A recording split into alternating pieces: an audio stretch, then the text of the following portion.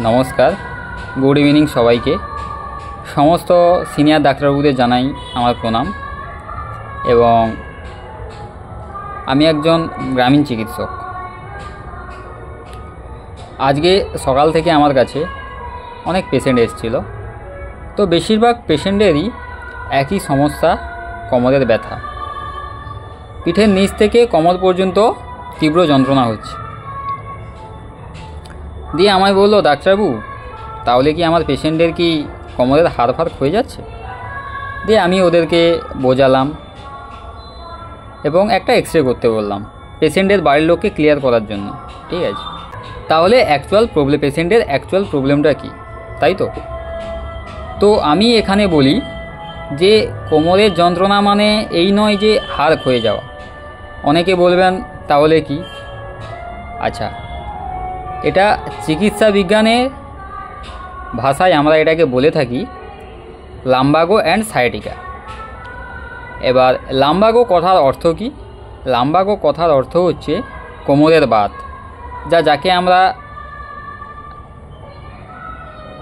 যাকে আমরা বলে থাকি কটিবাত। এবং সায়াটিকা কথার অর্থ হচ্ছে কি? কোমরের বাতের সঙ্গে স্নায়ুর প্রদাহ। এটাই হচ্ছে লাম্বাগো অ্যান্ড সায়াটিকা। এবার এটা কি কারণে হয়?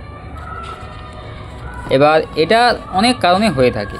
ফার্স্ট অফ অল, এটা যদি কোনো পেশেন্টের নার্ভ যদি দুর্বল থাকে তখন এটা হয়ে থাকে। ভিটামিনের অভাবে এটা হয়ে থাকে। অনেক পেশেন্ট আছে পেটের রোগে দীর্ঘদিন ভোগে, তো সে কারণেও এটা হয়ে থাকে। বেশিরভাগ ক্ষেত্রে এটা দেখা যায় 25 থেকে 50 বছর বয়সের মধ্যে এই রোগটা বেশি হয়। পুরুষ মহিলা উভয়ের ক্ষেত্রেই হয় এটা। তো এর লক্ষণ কি আছে? এর লক্ষণ হচ্ছে যে পিঠের নিচ থেকে কোমর পর্যন্ত তীব্র যন্ত্রণা হতে থাকে। মানে এমন যন্ত্রণা হতে থাকে রোগী উঠতে বা নড়াচড়া করতে অবধি পারে না।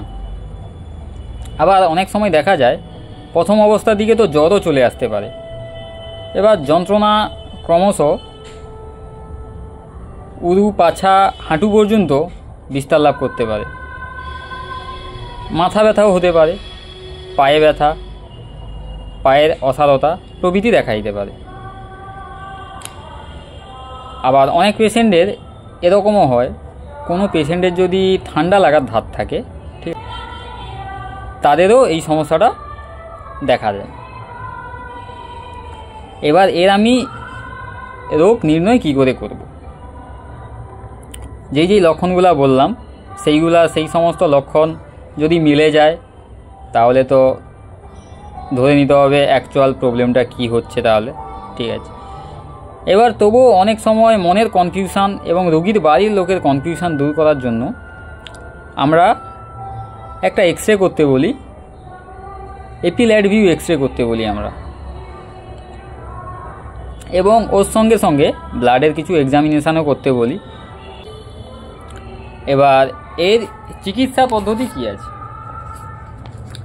এবার এর চিকিৎসা, এর অ্যাকচুয়াল কিছু মেডিসিন থাকে, সেই মেডিসিন খেলে, ঠিক আছে, কিছুদিন খেলে অটোমেটিক আস্তে আস্তে ঠিক হয়ে যায়।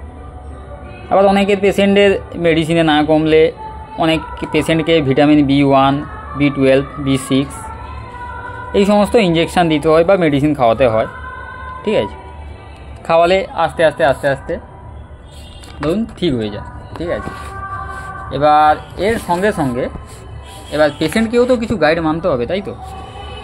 পেশেন্টকে যেমন ধরুন ঠান্ডা জলে স্নান করা চলবে না, মানে পেশেন্ট যাতে একদম ঠান্ডা যাতে না লাগে সেটার ব্যবস্থা করতে হবে। ঠিক আছে, একদম ঠান্ডা লাগানো যাবে না। সহজ পাচ্য খেতে হবে, পুষ্টিকর এবং সহজ পাচ্য খেতে হবে, খাদ্য খেতে হবে।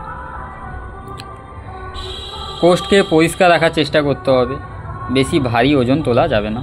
ঠিক আছে, এবং হ্যাঁ, এর আরেকটা কী আছে, এই সমস্ত পেশেন্টকে শক্ত বিছানায় ঘুমাতে দিতে হবে। ঠিক আছে, তো এই হচ্ছে আজকের কথা।